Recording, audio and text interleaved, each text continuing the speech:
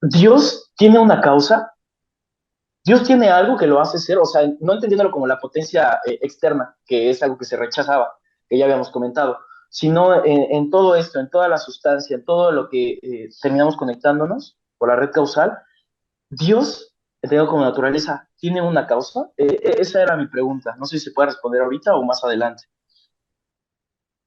A ver, voy a responder a la pregunta y retomar un poco lo que decías previamente para vincularlo. Sí, Dios tiene una causa, pero es causa de sí. ¿Cierto? Todos los filósofos que han, todos los filósofos que yo sigo, Spinoza, Hegel, afirman que Dios tiene una causa, pero es que él es causa de sí mismo. Es la única cosa que puede ser causa de sí mismo. ¿Por qué? Porque es lo único que es autosubsistente, porque es lo único que para ser no necesita de ninguna otra cosa.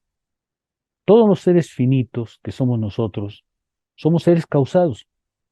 Yo soy, pues porque mis padres, porque mi país, porque mi cultura, porque mi alimentación me ha hecho ser como soy. O sea, yo soy resultado de una serie de causas muy complejas, pero soy un ser finito y por eso todo lo que soy, soy resultado de esa serie de causas interminables, ¿no es cierto? Dios también tiene una causa, pero la causa es Él mismo. ¿Por qué? Porque Él es la totalidad que se despliega por sí misma, no requiere de ninguna otra cosa. Trasládalo a la naturaleza. La naturaleza, es decir, todo lo que existe, todo lo que es pensado, todo lo que es existente, real, es autosubsistente, se mueve por sí mismo, se despliega por su propia naturaleza, es causa de sí. El concepto que se usa ahí es causa de sí. Causa de sí quiere decir que la substancia, es decir, la totalidad, es lo único que puede ser producto de sí misma, producto de su propio despliegue. Si lo trasladas a la naturaleza, diríamos, pasando a las ciencias naturales, por ejemplo, el reino animal es un reino que se despliega por sí mismo, como parte de la naturaleza, ¿no es cierto? En el reino animal hay una evolución, hay transformaciones, hay cambios, pero esos cambios no se explican por la intervención de un dios o por la intervención de cualquier otra causa externa, se explican por el propio movimiento de la vida, por el propio movimiento de la vida, en este caso de la vida animal. La vida, por así decirlo, es la causa de sí misma. Ella se reproduce por su propia necesidad y no requiere de nada externo. Claro, con esta definición, lo que estas filosofías pretenden es evitar que la naturaleza, por ejemplo, o la cultura o la humanidad sea explicada por otra cosa. Para estas filosofías en las que Dios es la naturaleza, en las que Dios es lo que existe, pues no puede haber una causa externa que nos causaría a nuestra vez, porque si eso fuese así, pues entonces ya no seríamos totalidad, dependeríamos de un otro. Y lo que ellos intentan decir es, la sustancia, Dios o la naturaleza, solo dependen de sí mismas, ¿sí? Los animales evolucionan por su propio movimiento. No hay ningún Dios que le diga al león, ahora vas a tener más dientes o menos. No hay ningún Dios que le diga a la jirafa, pues estira el cuello para que te alimentes con ramas más altas. No hay ningún Dios que le diga al elefante, ahora vas a pesar menos, porque sí. No, lo que hay es un movimiento de la vida en sí misma, un despliegue en sí misma, que se llama causa de sí. Y eso es así es como se define a la totalidad y a Dios. Ahora, lo interesante es justamente que la primera parte a la que te referías, Spinoza nos deja ver que la más grande ilusión, y por eso nos creemos libres, la más grande ilusión es creer que nosotros somos causa primera, que nosotros somos una especie, por eso dice Spinoza que se portan como un imperio, como un imperio en un imperio. Yo soy un pequeño Dios porque yo soy causante de mis deseos, causante de mis impulsos, causante de mi voluntad. Pero esa ilusión de ser un pequeño Dios se disuelve en estas filosofías, porque lo que te muestran es que en realidad eso que deseas, eso que persigues, eso que buscas, en realidad te ha sido dado. Tú no eres, tú no eres la causa de las cosas, eres un ser causado como ser finito. Ahora, el problema es que eso lo olvidamos todo el tiempo y nos creemos un diosito dentro de Dios, un imperio dentro del imperio. Y por eso dice Spinoza, se creen libres porque ignoran que en realidad lo que desean, lo que piensan, lo que quieren, lo que anhelan, pues les ha sido dado. Claro que lo pueden transformar, ¿eh? Eso no quiere decir que no lo pueden transformar, pero para transformarlo tienen que ser conscientes de que primero son seres causados. Justamente lo que hay que hacer es reflexionar sobre lo que nos hace ser. Bueno, pues esa es la esencia de la filosofía, ¿no? Ahí es donde, ahí es donde la filosofía se separa de la conciencia común. La conciencia común, por supuesto, que vive en el mundo. Es innegable eso. La filosofía, en cambio, se pregunta, ¿y de qué manera? ¿Por qué? ¿Cómo llegó ahí? Yo les he dicho en otras sesiones, la filosofía consiste en que aquello que la conciencia común considera como un dato, para la filosofía es un problema. Aquello que la conciencia común considera como una evidencia, para la filosofía es una dificultad. Y se trata justamente de responder a la cuestión de por qué, qué es lo que hace que seamos como somos, de qué manera llegamos a ser exactamente lo que somos. Pero yo venía a preguntarme esto, si es que todo está conectado por una causa y muchas de estas causas son externas a nosotros, ¿podemos llamar que realmente tenemos una libertad y esto no puede ser una clase de fatalismo? Esa es mi pregunta. Para estas filosofías, el- la afirmación de que los seres humanos están determinados no niega la libertad, pero le da forma. Es decir, el ser humano siempre será determinado causalmente, siempre, en toda la sociedad. No importa si tú naces entre los Huicholitos o entre los Tumbuctús o en Nueva York, siempre vas a estar determinado. Las determinaciones contextuales, las determinaciones de tu familia, de tu origen, estarán ahí. ¿Quiere decir eso que careces de libertad? No, quiere decir que para que ejerzas tu libertad, primero es necesario que conozcas la trama causal que te hace ser. ¿Cómo podrías cambiar algo si no lo conoces? ¿No es cierto? Para estas filosofías, el conocimiento de las causas es, en primer lugar, la posibilidad de comprender por qué una cadena causal te ha hecho como eres. Y esa comprensión es justamente la que te permite ahora distanciarte de esas causas, elaborar las causas para ti, transformar las causas que te determinan para buscar un proyecto en el que tú te autodetermines. Y eso es la libertad. Tomemos el caso de Spinoza.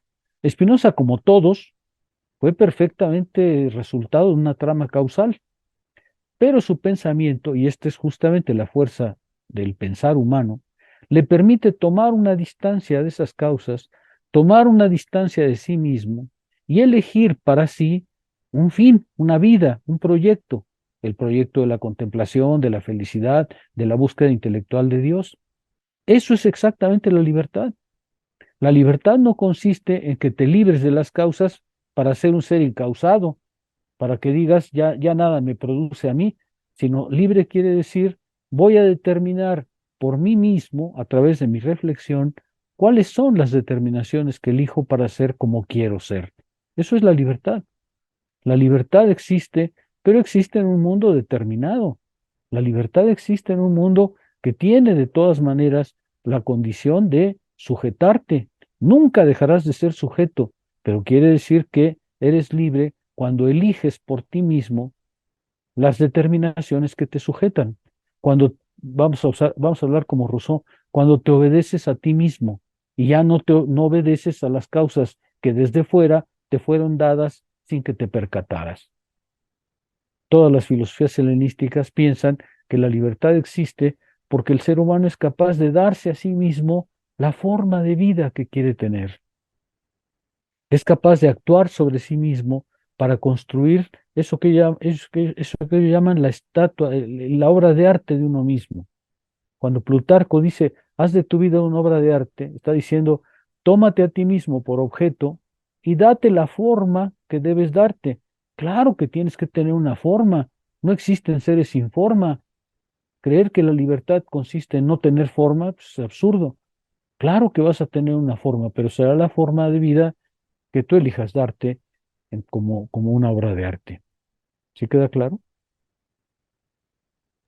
Sí, sí, sí, tienes razón. Tenía una visión de la libertad muy distorsionada, diga, irrealizable. Pero esto tiene Así, más sentido. Gracias. así es. Bueno, hay algo que no mencionaron y que sí creo necesario, porque dice Spinoza, los seres humanos actúan necesariamente buscando un fin. Hacen eso porque son seres de carencias. Y es muy importante insistir en que esto no debe ser diabolizado. Una de las cuestiones que a mí me importa mucho en esta parte es que vean que Spinoza no está lamentando que seamos como seamos, no está diciéndonos qué pena que somos seres de carencias y que por tanto tenemos que actuar en función de un fin. No, no, así somos. Ante la naturaleza humana no hay por qué ni reír ni llorar, así somos. El problema es comprenderla y comprender quiere decir actuamos por un fin porque somos seres de carencias, de manera que actuando por un fin hacemos lo que es nuestra propia naturaleza, realizamos nuestra propia voluntad de ser. A eso es a lo que decíamos la ocasión anterior, Spinoza se llama conatus. Los seres humanos son seres que ante el mundo desean realizarse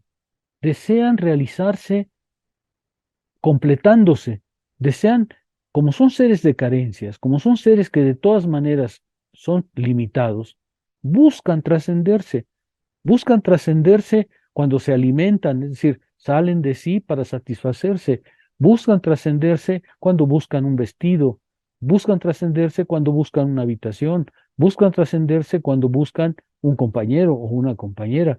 Es decir, los seres humanos quieren realizarse, ese es su ímpetu más natural, de manera que cuando actúan en función de un fin, lo único que hacen es realizar lo que es su propia naturaleza. No hay nada aquí que lamentar, así es la cosa, y ahora hay que comprender, sin embargo, que esa acción puede llevar a su alienación, y es lo que Spinoza nos va a tratar de explicar. Los seres humanos actúan en función de un fin, pero le sucede que justamente los fines comienzan ahora ya no a ser determinados por mí, sino a determinarme. Cuando los seres actúan por fines, dice Spinoza literalmente, se satisfacen una vez que lo logran. Y ahí empieza un movimiento que acaba no por liberarlos, sino por someterlos.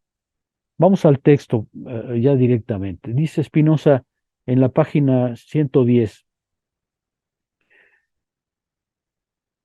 Se sigue que los hombres actúan siempre con vistas a un fin, a saber, con vistas a la utilidad que apetecen, de lo que resulta que sólo anhelan siempre saber las causas finales de las cosas que se llevan a cabo, y una vez que se han enterado de ellas se tranquilizan, pues ya no les queda motivo de ninguna duda. Es decir, ya actué, logré mis fines en el mundo y ya no tengo por qué reflexionar más, ya no quiero buscar las causas, ¿no? El problema, dice Spinoza, es que cuando actúan de esa manera, los fines comienzan a objetivarse. Lo que son presuntamente nuestros fines comienzan a cobrar vida objetiva por sí misma. Es decir, los fines que son en principio aquello que nosotros perseguimos, ahora se convierten en seres autónomos que empiezan más bien a tomar nuestro dominio. Cuando actúan a causa de un fin, lo hacen de manera perfectamente natural. Pero el problema es que entonces empiezan a invertir la ecuación y en lugar de ser ellos los que determinan los fines, son los fines los que nos determinan a ellos, a nosotros. Es el ejemplo que yo les ponía del dinero. El dinero no es una cosa natural. El dinero no es una cosa natural. Si ustedes leen a Marx, verán que el dinero es obra de los seres humanos, que han creado el dinero para satisfacer las necesidades de intercambio, que han creado el dinero para permitir que muchos trabajos independientes se vinculen entre sí. El dinero es obra humana, no es ninguna otra cosa que obra humana. Pero resulta que ahora, en las sociedades como las nuestras, el dinero se convierte en algo objetivo, en un fin en sí mismo, en algo valioso, en algo que por sí mismo tiene valor, que debe ser perseguido por sí mismo. Y ahora empieza justamente la alienación. Decíamos la ocasión anterior, los seres humanos creen que las cosas son buenas en sí y por eso las persiguen, por eso las desean. Por ejemplo, decimos, el dinero es bueno en sí. ¿Quién duda que el dinero es un bien? ¿Quién duda que el dinero es el mayor de los bienes? Ah, pues entonces es un fin en sí, es un objeto en sí, ¿no es cierto? Y lo deseo porque es bueno. Y dice Spinoza, es que es exactamente lo contrario. La razón de que lo desees, la razón de que lo consideres bueno, no es que sea bueno en sí y por eso lo desees, sino es porque lo deseas que lo has convertido en bueno. Vivimos en una sociedad que valora el dinero porque el dinero tiene la importancia social que tiene y entonces desde pequeñitos nos enseñan que el dinero es lo más alto a lo que puede aspirar aquel que quiere riqueza. Resultado, el dinero ahora ya no es que lo persiga yo porque lo desee, que no es que lo persiga porque sea bueno y por eso lo deseo, sino al contrario, porque me formaron el deseo del dinero que ahora lo considero bueno. Las cosas en sí, decíamos la ocasión anterior, no son ni buenas ni malas, son simplemente lo que son. El dinero es producto de la sociedad humana. El dinero para empezar, no existe en todas las sociedades. O sea, segundo, en su forma más desarrollada, solo existe en las sociedades modernas. Pero eso hace que el dinero empiece a cobrar una vida objetiva, empiece a cobrar una vida propia, y ahora, en lugar de estar nosotros construyéndolo, constituyéndolo, sabiendo que es nuestra obra, ahora Él parece independiente y somete nuestras vidas, como sabemos que sucede largamente, ¿no es verdad? Las mayores fantasías, las mayores piruetas de nuestro mundo, sin duda, son las que persiguen el dinero. ¿Qué ha sucedido con eso? Dice Spinoza, que han separado la potencia intrínseca del ser, y esto es exactamente lo que sucede cuando se preocupan solo por saber las causas finales y una vez logradas ya no se preguntan más. Interesarse por las causas finales es convertir el impulso inicial vital en una interpretación especulativa que dota a las cosas de un poder que en sí mismas no poseen, como si ellas estuvieran predispuestas a hacer un bien. Aunque parece muy trivial, tiene razón la filosofía antigua cuando dice las cosas en sí no son ni buenas ni malas, son el juicio que tú les pongas, son el juicio que tú les pongas. Y si les pones un juicio equivocado, las cosas van a acabar dominándote en lugar de lo contrario. ¿Sí? Vamos al texto otra vez. Dice Spinoza de ahí, si no pueden enterarse de ellas, de las causas, por alguna otra persona, no les queda otra salida que volver sobre sí mismos y reflexionar sobre los fines en vista de los cuales suelen determinarse en casos semejantes. Y así juzgan necesariamente de la índole ajena a partir de la propia. Dice Spinoza, como no comprenden la existencia de esas cosas, pues entonces vuelven a uno mismo, ¿no? Dice, bueno, ¿de dónde está, de dónde viene el origen de que las cosas estén así? Ah, pues efectivamente, eh, soy yo el que se coloca en esa situación. Yo juzgo las cosas buenas sin darme cuenta de que en realidad no reflexioné sobre las causas finales y por tanto ahora las asumo como si fueran buenas en sí. Dice Spinoza, y aquí ya avanzamos, además, como encuentran dentro y fuera de sí mismos no pocos medios que cooperan en gran medida a la consecución de lo que es útil, como por ejemplo los ojos para ver, los dientes para masticar, las hierbas y los animales para alimentarse, el sol para iluminar, el mar para criar peces, ello hace que consideren todas las cosas de la naturaleza como si fuesen medios para conseguir lo que les es útil. Los seres humanos se encuentran efectivamente que hay muchas cosas en el mundo que están ahí, ¿no es cierto? Que están ahí. Y como nunca se preguntan por las causas de que estén ahí, pues entonces consideran que esas cosas debieron haber sido producidas por alguien. Alguien las tuvo que hacer, alguien las tuvo que poner ahí, porque desde luego no fui yo, ¿no? Esas causas o fines externos son simplemente resentidas y los seres humanos se contentan con aceptarlas, lo que les satisface porque les afirma la idea de que esos fines tienen una existencia independiente y no son solamente fines para ellos, sino fines universales, lo que les otorga una apariencia de objetividad. Los ejemplos que presenta Spinoza son muy interesantes, ¿no? Porque dice, claro, eh, tengo ojos para ver, Un biólogo respondería, mira, no hubo un Dios que dijo, te voy a poner unos ojos para ver. Lo que hubo fue un proceso evolutivo en el cual ciertas especies animales están dotadas de ojos que les permiten ver, otras especies no. Por ejemplo, las hormigas.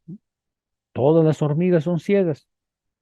No es porque Dios haya dicho, dale a los seres humanos ojos y a las hormigas niégaselos.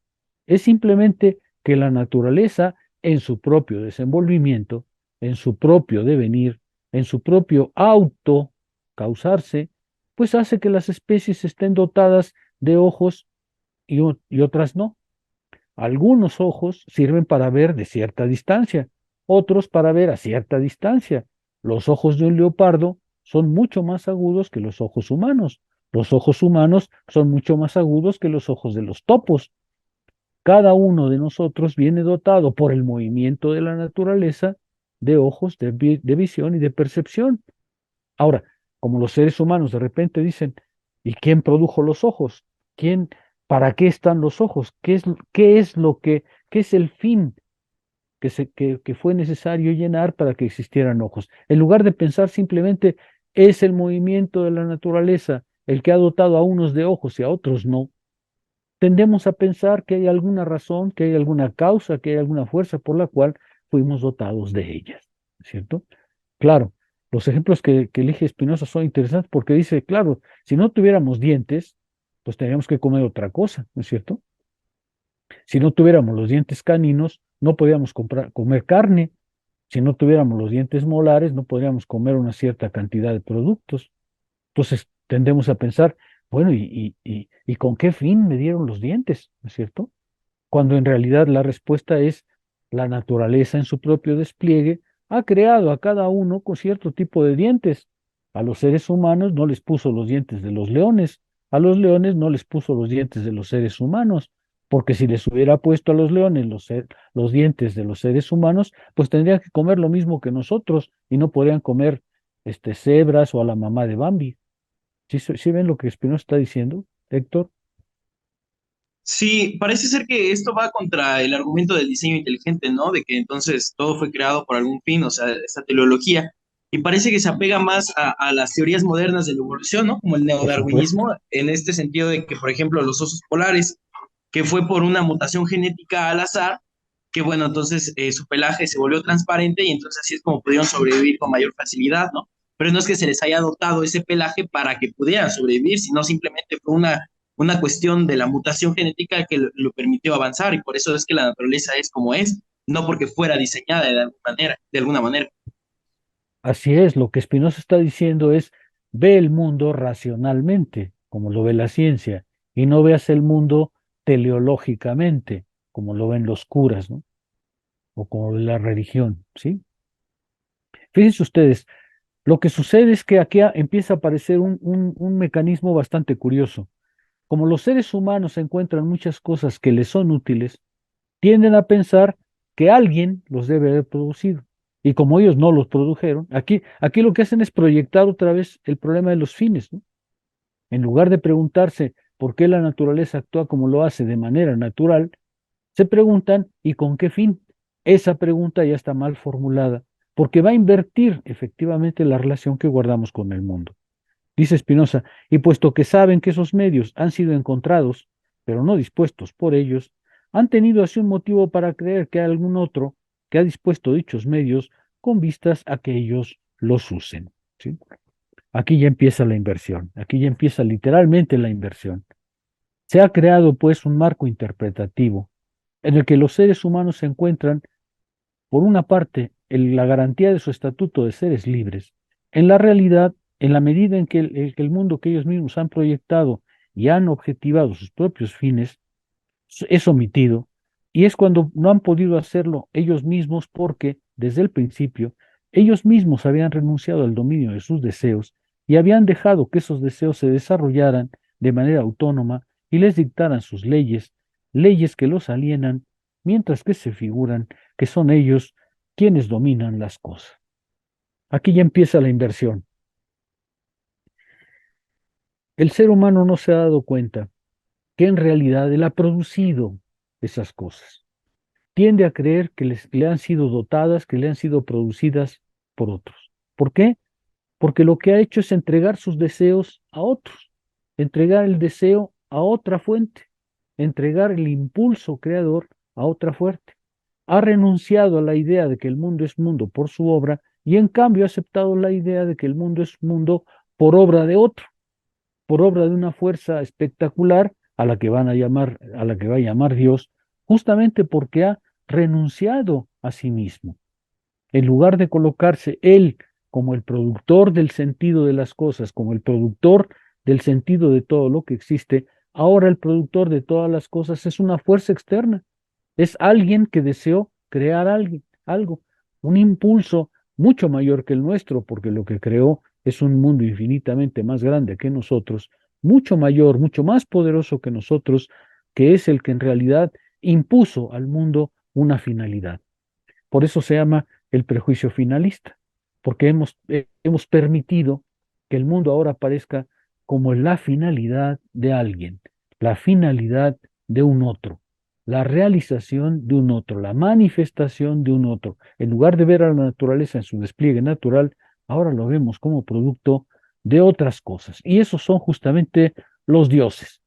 Fíjense, Spinoza está explicando cómo surgió la idea de los dioses. No surgió porque la Virgen se le apareciera a Juan Diego, no fue una revelación, no fue porque Dios le dijo a Moisés, te voy a dictar las tablas de la ley, eso no fue así. La cosa se generó naturalmente, la cosa se generó por este mecanismo que no tiene nada de misterioso. Los seres humanos encontraron un mundo, lo juzgaron a través de la finalidad y en lugar de encontrar ellos su significado en el mundo, le dieron al mundo un significado que se les ha impuesto. Todo esto pasó sin engaño, ¿eh? Sin mentira, no hubo prestidigitación. Es simplemente el movimiento natural por el cual los seres humanos, que siempre piensan en función de fines y nunca de causas, han permitido esa inversión que ahora parece ofrecerles un mundo creado por fuerzas externas. A partir de aquí, los seres humanos se van a alienar. Lo interesante de Spinoza en este caso, y por eso decíamos que es una crítica positiva, es que Spinoza está diciendo, los dioses no son un engaño, los dioses no son una invención de los curas, los dioses no son una mentira que nos han vendido a todos, no, no, no, es una producción natural del ser humano, la que pensó, justo por la manera limitada de pensar que tiene, que este mundo es obra de alguien, que es el propósito final de una fuerza naturalmente superior a la nuestra. Se ha generado la alienación religiosa, la alienación a los dioses. Sí se ve lo que Spinoza está diciendo. Y esto de la manera más natural del mundo, ¿eh? No es que los curas pretendan engañarnos, no es eso, dice Spinoza. No es una mentira gigantesca, es el movimiento natural del pensamiento de un ser finito que ve el mundo de la manera en que es natural que la vea, en función de sus fines, pero de la manera incorrecta de verlo, porque va a crear su propia sumisión. ¿Sí se ve? Spinoza, toda su vida, imagínense ustedes al príncipe de los ateos, luchó justamente contra eso, ¿no? Contra la alienación religiosa. Y ahora nos está explicando su génesis. Por eso decíamos, no es una crítica negativa, es una crítica positiva y genética. Nos está diciendo, mira, así funciona nuestro pensamiento y por eso resultó que los dioses aparecieron en este mundo. Tampoco es, como diría Epicuro, porque todos los pueblos tienen necesidad de los dioses. No, no es eso. Es que los seres humanos, por su naturaleza, tienden a proyectar fuera de sí sus propios fines. Y entonces colocan en el mundo a creadores, a inmensos creadores, que serían responsables de todas las cosas. Pero una vez que han considerado las cosas como medios, es decir, han considerado las cosas en función de sus fines, no han podido creer que hayan sido hechas por sí mismas, sino que han tenido que concluir, basándose en el hecho de que ellos mismos suelen servirse de medios, que hay algunos rectores de la naturaleza provistos de libertad humana que les han proporcionado todo y han hecho todas las cosas para que ellos las usen. Fíjense, la proyección del ser humano, de sus propios fines pero ahora colocándolos fuera de él, le provocan la idea de que hay uno o varios creadores que hicieron las cosas justo para servirles a ellos. Y como ellos persiguen lo útil, pues entonces la pregunta que se hacen es, ¿para qué se creó tal? ¿Qué utilidad tiene para mí? ¿Qué utilidad tiene en general? Ahora bien, dado que no han tenido nunca noticia de la índole de tales rectores, se han visto obligados a juzgar de ella a partir de la suya, y así han afirmado que los dioses enderezan todas las cosas a la humana utilidad, con el fin de atraer a los hombres y de ser tenidos por ellos en el más alto honor. ¿Ya vieron? Ya apareció la alienación. Claro, yo no produje eso lo produjo un ser mucho más poderoso que yo, y como lo produjo un ser más poderoso que yo, pues entonces seguro que él busca una utilidad que no siempre conozco, pero que sin duda alguna está vinculada conmigo, y por tanto debo empezar a agradecer, a, a entregarme al cuidado, al honor de esos seres intangibles, ¿no? Como proyectan sobre el mundo su propio esquema interpretativo, acaban por retirarle a las cosas toda consistencia propia y pretendiendo dominar a las cosas por su propio dominio técnico, han acabado por ver las cosas como un producto, una obra cuyo principio es exterior a su realización, pero que ya no proviene de ellos, sino de una fuerza esta sobrenatural. Idealmente, ven al mundo como algo creado, producto por una voluntad que no puede ser la suya. Aquí está el término de creación, ¿no es cierto? Hubo una voluntad, nos cuenta la Biblia, que decidió crear al mundo, decidió crear a las cosas, se tomó 7 días, ¿no es cierto? Creó al hombre, creó a la mujer, creó a los animalitos, ¿no es verdad? Y la creación hace que ese ser sobrenatural predomine sobre nosotros. Al final del proceso ideal que ha conducido a los hombres a representarse el mundo a partir y en función de su deseo de libertad, se encuentra, pues, inevitablemente la visión de un mundo sometido a fines que lo superan o lo trascienden. Es de este modo como el sistema del finalismo se desemboca en la representación de un amo absoluto de las cosas, adorado y tenido por un Dios. Ya ven. Vean ustedes el mecanismo natural por el cual desaparecieron los dioses. Los hombres han proyectado fuera de sí su propio esquema interpretativo. Han proyectado fuera de sí ese esquema natural para ellos por el cual actúan con ciertos fines, buscan ciertos propósitos, actúan sobre el mundo. Solo que ahora esto lo han proyectado fuera de sí y ya lo colocaron en un ser todopoderoso, un ser potente, omnipotente, que crea todas las cosas por un acto de la voluntad.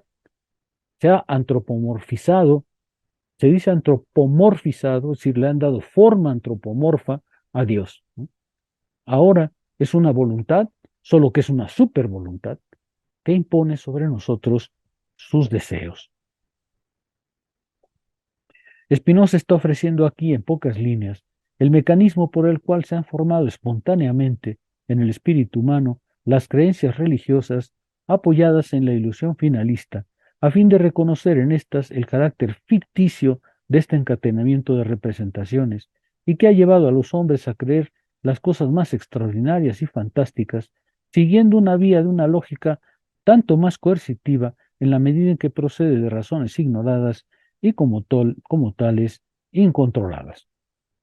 Una vez que han trasladado al mundo externo esa finalización, pues entonces aparecen las ideas más extraordinarias, ¿no es cierto? ¿Por qué Dios creó a la mantis marina? ¿Por qué Dios creó al hombre más guapo? ¿No? ¿Por qué Dios creó una cosa y negó otra? Aparecen las ideas más extraordinarias y aparecen de la manera más natural. El pensamiento simplemente va desplegándose en su propia lógica, pero como desconoce las causas de la lógica que está manejando, pues entonces resulta que el mundo se ha invertido. El esquema interpretativo que los hombres proyectan sobre el mundo ahora se les invirtió. Ya no son ellos los que producen el sentido del mundo, sino que el mundo tiene un sentido producido por un otro que los domina. ¿Sí ven claro esto? Ahí está ya la alienación religiosa. No surgió como una mentira, no es un engaño, no es una mera superstición, tampoco es que los hombres se hayan distraído de algo, simplemente siguieron su propio razonamiento, simplemente siguieron el mecanismo de su propio funcionamiento, pero proyectado hacia afuera. Dice Spinoza, y vuelvo un poco a eso, dado que no han tenido nunca noticia de índole de tales rectores, y claro, dice Spinoza, pues ¿quién ha visto un Dios? Pues nadie, ¿no? O sea, de esos seres no sabemos absolutamente nada. Entonces, ¿qué hacemos? Pues les damos nuestra forma. Como lo único que tenemos es conocimiento de nosotros, pues lo proyectamos hacia arriba, ¿no es verdad? Como nadie ha visto nunca a un Dios, bueno, Juan Diego quizá, pero, y algunos otros, pero lo cierto es que, ¿se acuerdan de esa afirmación de, creo que es Genofonte, que dice, si los caballos tuvieran dioses, los dioses de los caballos tendrían forma caballina? Pues sí, como los seres humanos tampoco saben nada, pues entonces proyectan su propio modo de ser. ¿Sí? Así han afirmado que los dioses enderezan todas las cosas a la humana utilidad, con el fin de atraer a los hombres y ser tenidos por ellos en el más alto honor. ¿De dónde resulta, y ahora aquí viene otra cosa distinta, que todos, según su propia índole, hayan excogitado, es decir, hayan pensado, diversos modos de dar culto a Dios, con el fin de que Dios los amara más que a los otros y dirigiese la naturaleza entera en provecho de su ciego deseo e invariable avaricia? Dice Spinoza hace un pasaje muy rápido, no se detiene demasiado en decir, ¿son muchos dioses o hay nada más uno? Bueno, pues en realidad empezaron creyendo que eran muchos y luego llegaron a la convicción de que era uno, pero uno o muchos no cambia en realidad el mecanismo global en el que estamos, ¿no? La primera etapa de este movimiento fetichista ha debido ser muy breve. Los seres humanos se figuraban que las cosas son portadoras de un designio divino. Luego aparece la segunda etapa, las representaciones de dioses artesanos o demiurgos que manipulan este mundo a voluntad. Aquí lo interesante es que los seres humanos personalizan esos principios, los hacen encarnar en la presencia de alguien o de algunos, en lugar de simplemente contentarse con la materialidad del principio de la existencia objetiva de las cosas. Pero es sencillo comprender por qué lo hacen. Simplemente proyectan fuera de sí la imagen que tienen de sí mismos. Se representan el mundo bajo los mandatos de seres como ellos, libres, es decir, sujetos deseantes, que buscan desplegar su naturaleza al máximo, haciendo de la realidad un medio para lograrlo. Y efectivamente, lo que ustedes pueden ver es que prácticamente todas las religiones, especialmente las primeras religiones, son profundamente antropomórficas, ¿no? Los dioses son como nosotros, desean, buscan, tienen apetitos, son avaros, celosos, violentos, incontrolables, ¿no es cierto? Son exactamente como nosotros. ¿Por qué son como nosotros? Pues porque no tenemos ni idea de lo que son. Entonces hemos proyectado a ellos simplemente nuestra manera de ser.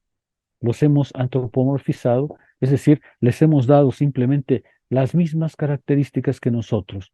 Un ser libre que actúa por su voluntad y que hace lo que más o menos le viene en gana, salvo que él o ellos son extremadamente poderosos, a diferencia de nosotros que somos seres finitos. ¿Sí se ve?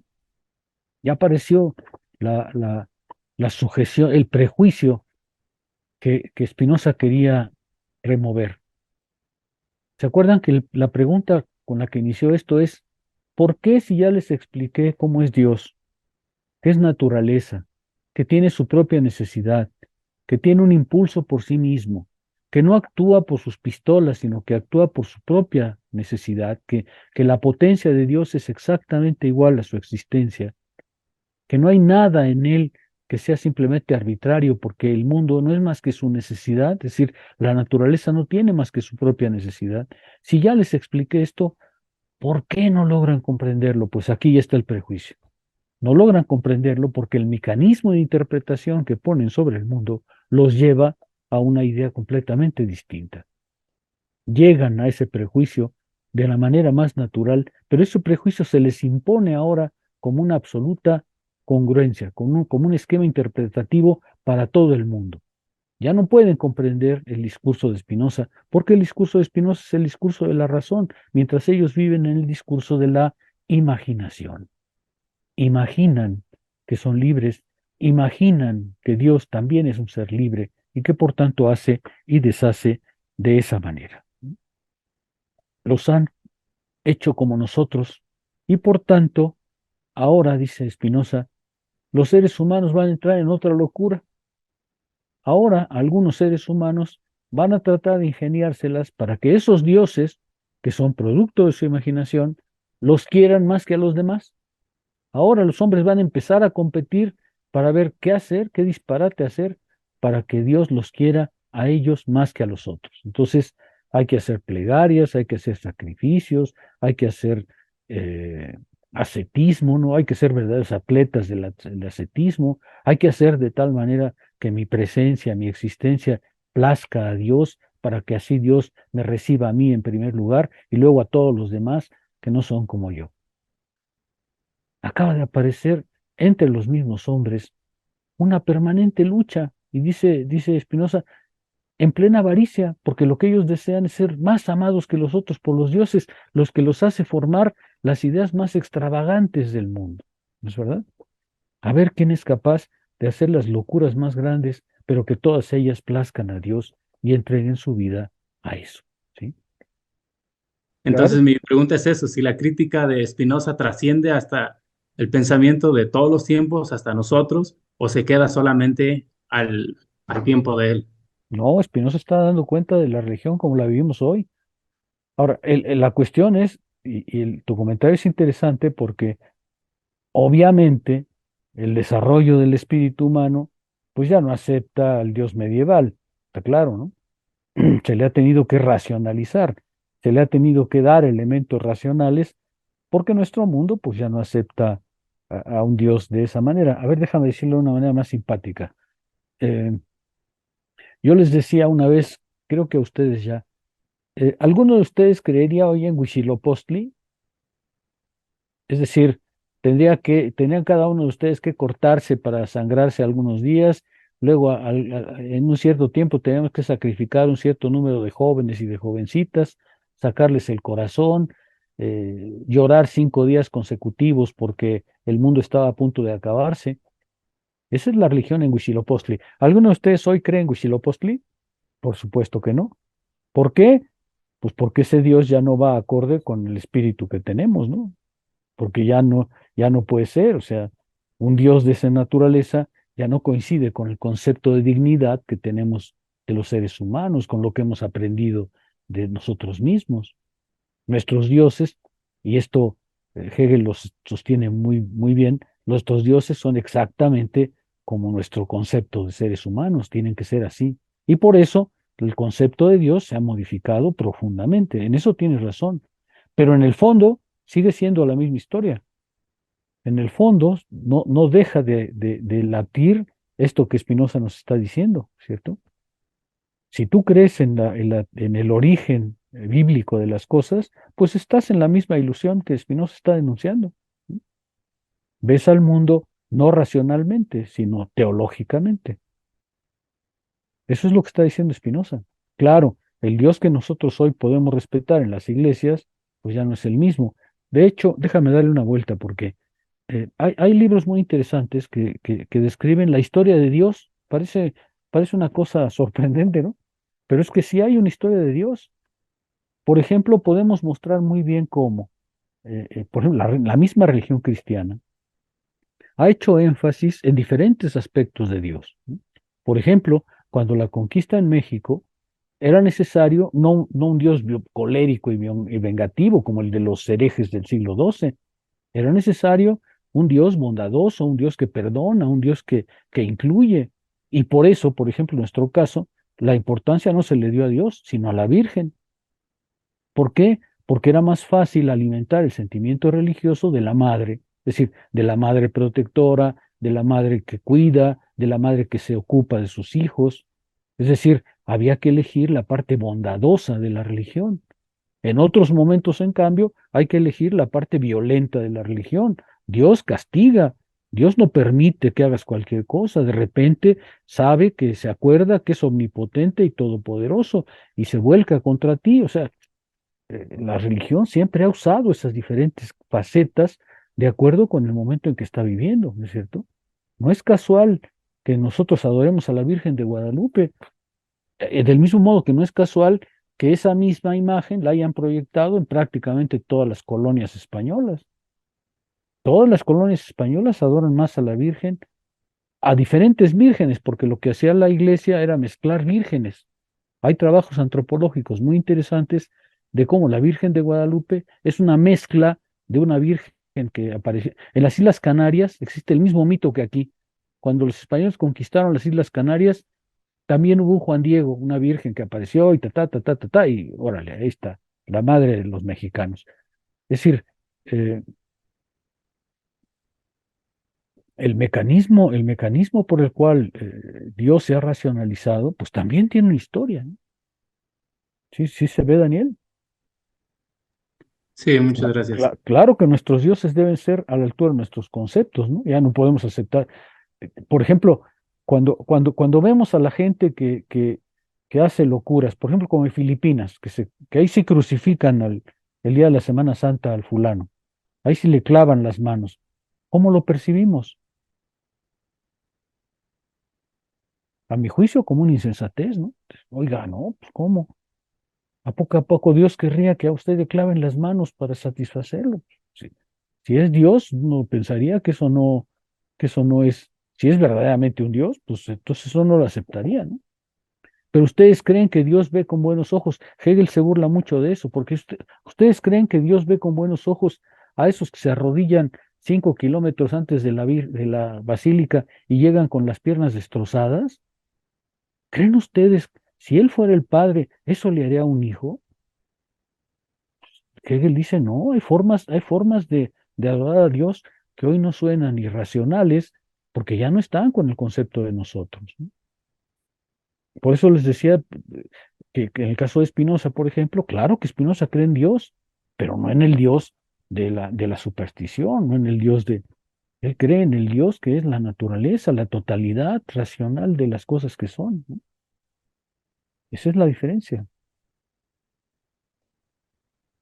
Claro que nuestros dioses son más perdonados, pero no tanto, ¿eh? No tanto, tanto.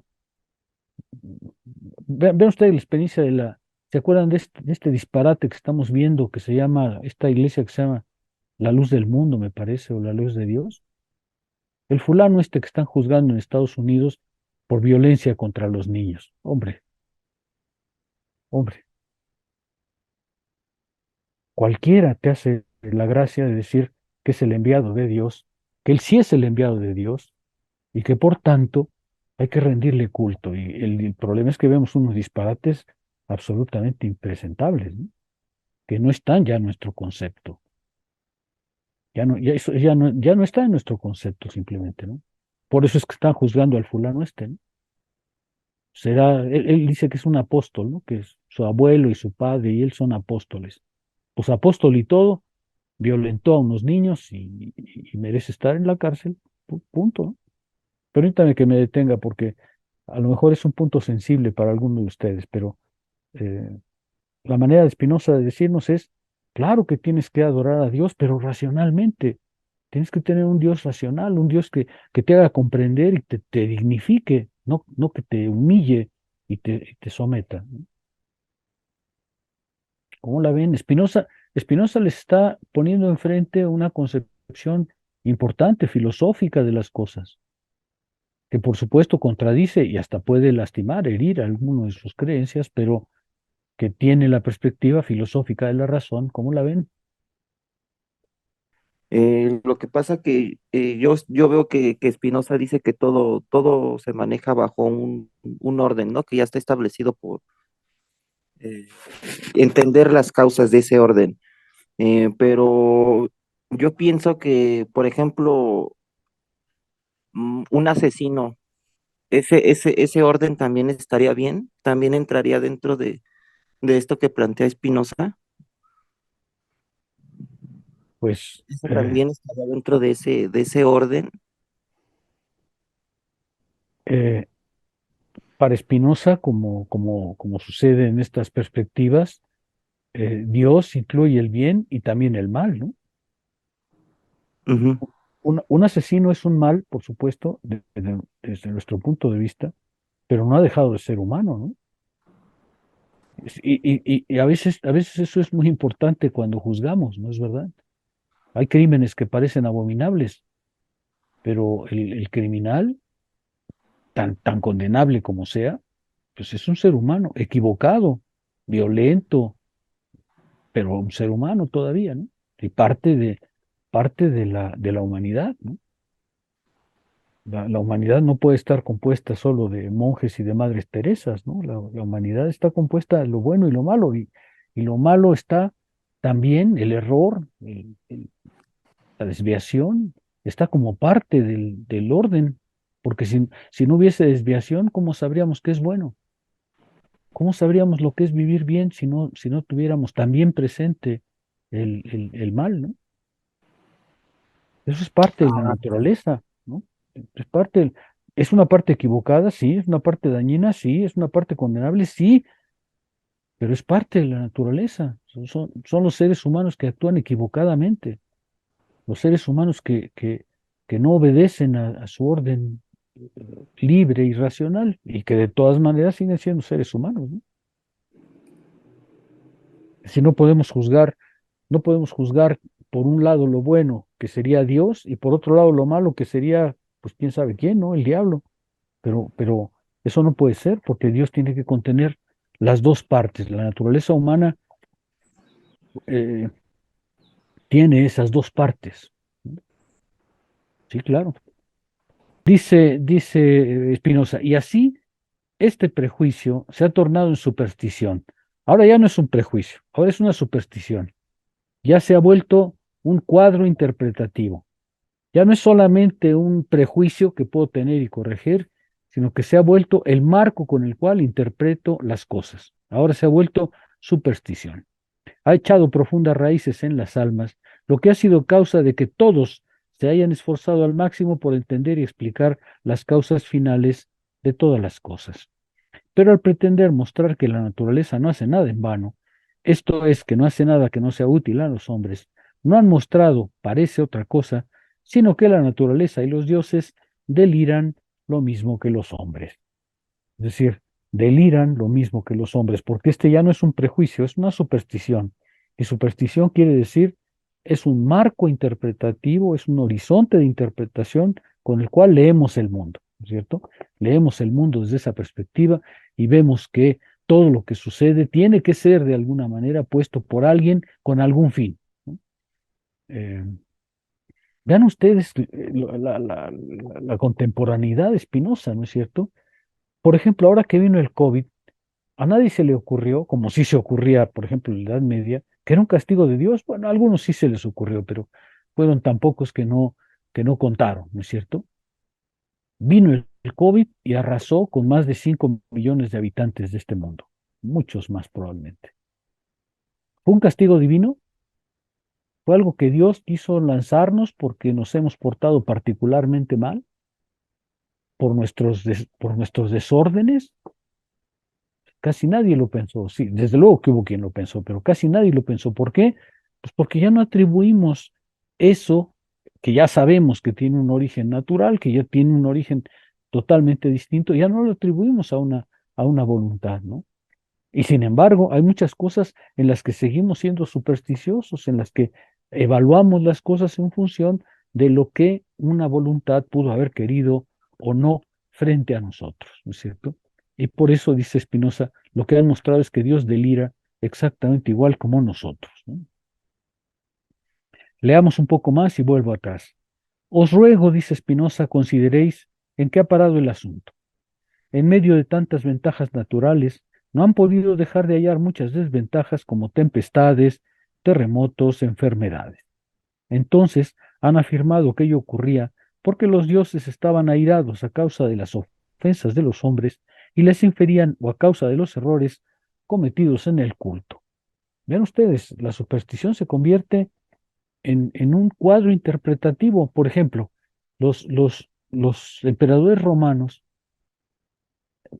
probablemente muchos de ellos sabiendo que era falso, pero guiaban por ejemplo, sus actos militares por los augurios. ¿Qué eran los augurios? Los augurios son de muchas clases, pero uno de ellos era examinar el hígado de los animales. Por ejemplo, agarraban un pato, lo abrían y examinaban el hígado, y en el hígado querían encontrar el augurio de lo que iba a pasar. El hígado sería el que mostraría el futuro. Otro augurio era, por ejemplo, el vuelo de las aves, si volaban en tal dirección, si lo hacían en tal otra dirección de acuerdo con su costumbre o no, ¿no es cierto? Imagínense ustedes, diría Spinoza, el poder del Imperio Romano, el poder de combate del Imperio Romano sujetado al hígado de un pato. A ver qué decía el hígado para saber si debíamos actuar de una manera o de otra. A ver qué decía el vuelo de los animales. Y créanme, cuando se habla de esto, estamos hablando de supersticiones de muy larga duración que encadenaron a los hombres largamente en su acción concreta, ¿no es cierto? El resultado es que se crea eso que ha llamado culto, es decir, de qué manera rendimos homenaje a ese ser que hemos creado nosotros mismos y sin darnos cuenta, nuestra creación se ha invertido. Eso es lo que Spinoza está diciéndonos. Nuestra propia creación se ha invertido. Nosotros somos sus creadores por el mecanismo que Spinoza mostró. Pero ahora él es el creador y nosotros las criaturas. Ahora se ha invertido completamente el orden de las cosas y tenemos que hacer un culto, es decir, una manera de rendirle homenaje para que en su voluntad no se retire de nosotros, ¿no? Dice Spinoza, y así han nacido los cultos, que no son más que el homenaje que los seres humanos se hacen a sí mismos, pero por interpósita persona. Porque si ellos se interesan en los dioses, es porque los dioses se interesan en los seres humanos, esperan y satisfacen sus deseos y corregir sus voluntades. Se ha instaurado, dice Spinoza, un intercambio de servicios, un verdadero comercio entre los hombres y Dios. Spinoza se molesta porque dice que el culto es como un comercio, ahora comerciamos con Dios, ¿no? Yo te rindo culto, tú no me dañas, yo te ofrezco honores, tú me proteges. Spinoza, ¿qué clase de relación es esa? En lugar de ser una relación entre Dios y sus criaturas, se ha convertido en una especie de relación entre el patrón y sus sirvientes. Este es un homenaje que los hombres en realidad se dan a sí mismos, pero lo hacen proyectado hacia otros, ¿no es cierto? Y han creado un verdadero comercio con Dios. Imagínense ustedes al Dios comerciante que hemos creado. ¿Qué les parece? En este ser absoluto se han concentrado los afectos que antes se dispersaban en muchos dioses. Puesto que están convencidos que el mundo no se basta a sí mismo, entonces es preciso arreglárselas con aquel que lo ha producido. Luego, sin embargo, sucede algo adicional. Todos creen en un solo Dios, pero cada uno se propone rivalizar acerca de cómo agradar a ese ser y se instaura una relación de rivalidad y dominación recíprocas que a las veces está sometido a, a los cambios que los seres humanos establecen en los conflictos entre ellos. Fíjense, hay una parte en la que Marx dice, claro, como piensan todas las religiones, como piensan todos los religiosos, mi Dios es el verdadero. Los demás, todos son falsos, son obra de la imaginación. El mío sí es el bueno, ¿no? Todos los demás son dioses equivocados, son dioses imaginarios, son dioses que suponen que son dioses, pero no lo son porque solo el mío es el bueno. Y entonces resulta que empiezan las guerras para ver cuál de los dos dioses es el Dios verdadero que va a premiar a aquel que triunfe. ¿No les parece el colmo de algo absolutamente excéntrico? Los musulmanes diciendo que Alá está con ellos y que Alá va a acabar con los infieles que son los que creen en los otros dioses. Y los de los otros dioses diciendo, en realidad tu Dios vengativo no hace más que sujetarte, porque el Dios verdadero no es como el que tú tienes. Bueno, había unos programas que a mí me gustaban mucho que decía un reportero inglés, miren, mejor dejemos de lado todo eso, dejemos de lado la religión, porque es que por ese lado no vamos a llegar a ninguna parte más que al odio colectivo y a las inconsecuencias más escandalosas, ¿no es cierto?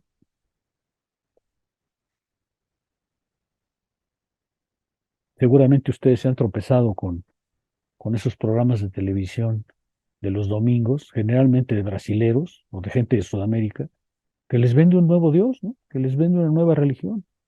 Esta sí de la paz, esta sí de la tranquilidad, esta sí la verdadera, porque de alguna manera Dios les susurró al oído qué es lo que hay que hacer y, y- y lo único que se han creado son nuevas cadenas de sujeción. Spinoza está diciendo, vean ustedes las inconsecuencias que esto significa, vean ustedes lo que significa de atadura para los seres humanos, de rivalidad entre los seres humanos por algo que es su propia imaginación, por algo que no es más que obra de ellos mismos, ¿no? Pero que por esta lógica infernal que se creó, se les ha invertido y ahora los domina, ¿no? Cuando además, como en nuestro caso, el Dios se hace institución, pues entonces ya tenemos un sistema teológico político. No todas las religiones tienen iglesias. El cristianismo sí, es decir, hizo institución. Y como institución que es, pues ahora ya no es solamente una creencia en una superstición, es un orden político, es un orden en el que participan políticamente, ¿no es cierto? Vean ustedes, Spinoza está narrando en muy pocas líneas la historia de las religiones en Occidente, en general en el mundo, ¿no? ¿Qué les parece? Ahora sí están viendo filosofía. La religión es parte de la experiencia humana, ciertamente, pero hay que comprenderla. Hay que comprender su génesis, su desarrollo, el vínculo que puede tener en nuestras vidas. Aquí la filosofía está diciendo, eh, por supuesto que la religión es parte de la experiencia humana, pero es algo que los hombres tienen que comprender para saber cómo darle sentido racional. Yo sí tengo una pregunta. A ver, Con esto último que dijo, ¿habrá algún libro o pues sí, algún libro en donde nos cuente lo que usted decía, la génesis de la religión? pues es este, ¿no? No, pues tienes que irte a ver, tu pregunta es interesante porque cuando uno abre una historia de la religión, estas historias parten del hecho de que la religión es perfectamente racional. Solo la filosofía te puede abrir los ojos así, ¿no? Solo la filosofía como externa a la religión te puede decir, este es su origen verdadero. Si tú abres historias de las religiones, hay montonones, ¿no? Pero ni se sabe, o sea, historia de la religión hay todas las que quieras. El problema es que esas historias de la religión parten del hecho de que la religión es, pues, como algo natural y bueno, ¿no? Y aquí el filósofo te está diciendo, no, date cuenta de cómo es la cosa. Eso solo te lo puede decir la filosofía, Daniel. Eso solo te lo puede decir. Y no toda filosofía, sino la filosofía racional. La filosofía que te dice, no voy a tomar los productos de la imaginación como naturales, sino voy a investigar la génesis de esos productos imaginarios. Déjame darle vuelta a esta última idea porque es importante. Spinoza nos dijo que para comprender al ser humano hay que comprender la génesis de sus ideas. Ahorita te doy la palabra, David. ¿No? Hay que comprender la génesis de sus ideas. Comprender la génesis de sus ideas es comprender el funcionamiento del entendimiento humano.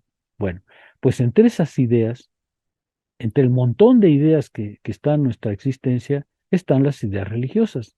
Y esta es su génesis, ¿no? Comprender el funcionamiento del entendimiento humano, que fue lo que Spinoza nos propuso desde el principio, ¿se acuerdan?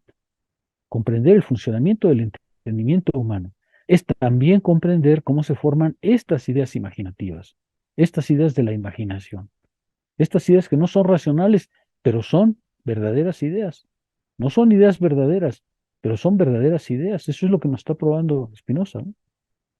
Las ideas religiosas son verdaderas ideas. Se formaron objetivamente, pero no son ideas verdaderas. solo son ideas de la imaginación, solo son ideas en las que el ser humano coloca fuera de sí la razón de su concepción de las cosas. Pero eso, pues, solo existe en filosofía, Daniel, no te lo vas a encontrar en ninguna otra parte. Y en ciertas filosofías, porque también hay filosofías de la religión que la toman como si fuese un bien de suyo y nada más se trata de comprender, sin preguntarse por su génesis. ¿Sí queda claro? Hay que irse a las filosofías racionalistas para encontrar esa respuesta. No hay no hay una historia como tal. No, yo no la conozco, una historia como tal. Aunque sí hay historias de la superstición, por supuesto, ¿no? Hay historias de las formas de la superstición. Gracias. Bueno, termino con esto. Efectivamente, lo que Spinoza está diciendo es, no se trata de diabolizar a los seres humanos otra vez, no se trata de lamentar que se entregan a esta clase de sujeción. Lo que Spinoza está diciendo es, parte de tu naturaleza humana consiste en crear esta clase de imaginaciones. El problema es que esta clase de imaginaciones te pueden dominar. El problema es que esta clase de imaginaciones te pueden sujetar, te pueden convertir en un esclavo. Ahí es donde empieza la reflexión para cada uno, ¿no? ¿Eso queremos? ¿Queremos realmente una imaginación que nos someta, que nos doblegue? ¿O por el contrario, queremos creer en Dios de una forma racional, ¿no? Eso es lo que está diciendo Spinoza, ¿no? Eh, la filosofía consiste justamente en mostrar el mecanismo por el cual pensamos y somos como somos para poder elegir la vida que queremos. ¿Queremos vivir esa vida de creyentes enceguecidos? Bueno, pues Spinoza dirá, es entregarse a las obras de la imaginación. Al filósofo me parece que eso no le está permitido. De lo que se trata es justamente de decir, por supuesto que hay un movimiento natural por el cual los seres humanos creen en esa potencia superior, pero esa potencia superior necesita, a mi juicio, ser valorada en función de nuestra propia existencia, de nuestra propia dignidad, ¿no? Eso es lo que Spinoza diría. Valórenlo en función de su propia dignidad, del concepto que tienen de sí mismos. Les ha mostrado que las cosas así se presentan, pero que tienen la libertad, efectivamente cada uno, tenemos la libertad cada uno de reflexionar acerca de cómo eso entra en nuestras vidas, de qué manera entra en nuestras vidas. Bueno, ¿algún comentario adicional? Si no hay ninguno, entonces nos veremos el martes en ya presencial en la unidad. ¿Les parece bien?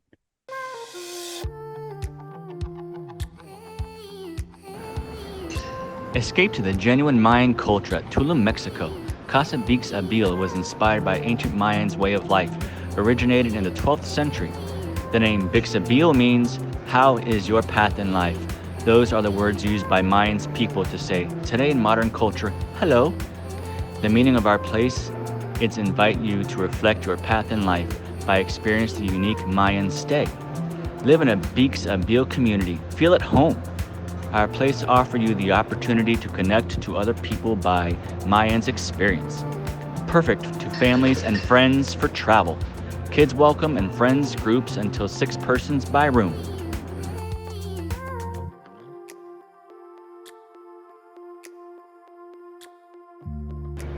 Enjoy our common amenities: community kitchen, breakfast area, rooftop bar, co-working area, restroom, free bikes, and a wonderful pool.